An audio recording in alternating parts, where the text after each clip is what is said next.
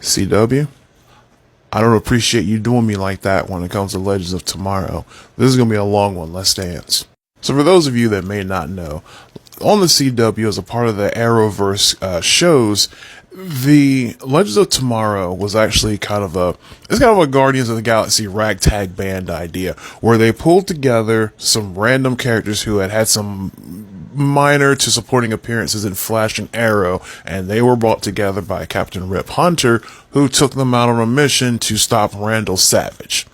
Once that got wrapped up, though, Rip Hunter goes on about his business, but the Legends, they still have a time ship, they have an AI running that ship, and they become responsible for fixing problems throughout history, time, and space. Running for 7 seasons, me personally, I enjoyed this show very much because it was simple fun. It didn't take itself too seriously. It wasn't like, oh, we gotta tie up all the loose ends, we have to fill all plot holes, we can't run into any paradoxes or anything like that. They just kind of went into it. So basically their attitude was, screw it, we're having fun.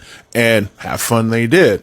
And one of the other strengths that I enjoyed about it, in addition to not taking itself too seriously, is the casting.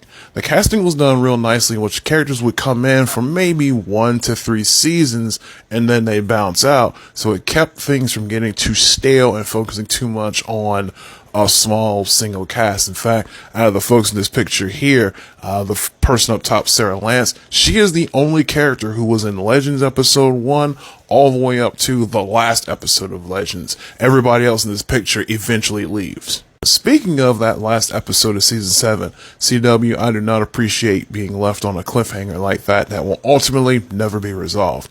In the final episode, they introduced Booster Gold being played by Donald Faison, who, as you remember, as Turk from Scrubs.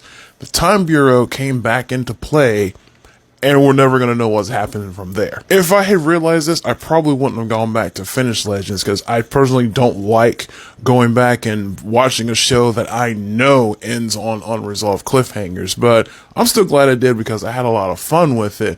But I'm still mad it ended on unresolved cliffhangers. But yeah, all in all, I would definitely say, if you want an example of time travel that doesn't take itself seriously and has some nice casting in which it rotates people in and out so you don't have the same character sitting around and getting stale all the time, I would actually recommend you go back and watch Legends. Just gonna warn you though, it ends on unresolved cliffhangers because there's not going to be a season 8.